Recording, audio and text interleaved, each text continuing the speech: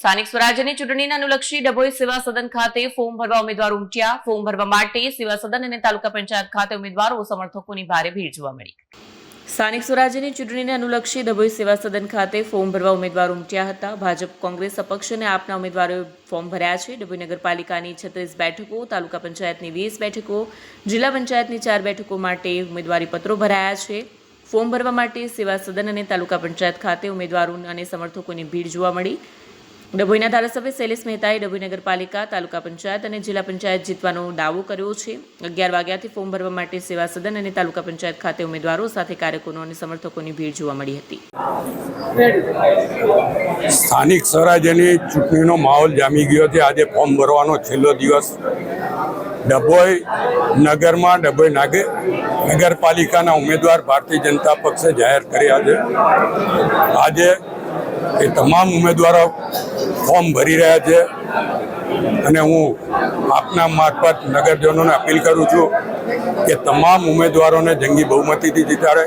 ફરીવાર ભારતીય જનતા પક્ષનું નગરપાલિકામાં બોર્ડ બનવાનું છે અને ડભોઈને દરબાવતી બનાવવાની જે મુહિમ ચાલી રહી છે, ડભોઈ નગરમાં જે વિકાસના કામો છે એ આગામી 5 વર્ષ માટે અવિરત ચાલતા રહે, એના માટે ભારતીય જનતા પક્ષના ઉમેદવારોને મત અપાવે, જીતાડે અને ખાતરી આપું છું ભારતીય જનતા પક્ષનું બોર્ડ બન્યા પછી જે છેલ્લા 5 વર્ષમાં કામો થયા છે એના પણ ડબલ ગતિએ કામો વિકાસના આગળ વધશે। આપના મારફત ભારતીય જનતા પક્ષના તમામ ઉમેદવારોને અભિનંદન આપું છું, શુભેચ્છા આપું છું અને 32માંથી ઓછામાં ઓછી 30 સીટો ભારતીય જનતા પક્ષ જીતશે એવી ખાતરી પણ આપું। સમગ્ર રાજ્યમાં ચૂંટણીનો માહોલ છે। આજે ફોર્મ ભરવાનો છેલ્લો દિવસ છે ત્યારે ડભોઈ નગર ખાતે અમારા નગરપાલિકા, તાલુકા પંચાયત અને જિલ્લા પંચાયતના ભારતીય જનતા પાર્ટીના ઉમેદવારો સમર્થકોની મોટી ભીડ સાથે ફોર્મ ભરવા આવી રહ્યા છે।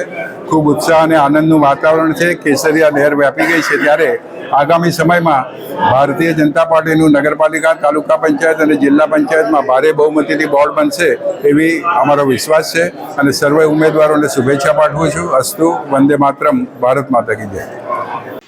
વિડીયો જર્નાલિસ્ટ ફઝલ રઝા ખત્રી સાથે સત્યા ટીવી ન્યૂઝ ડભોઈ।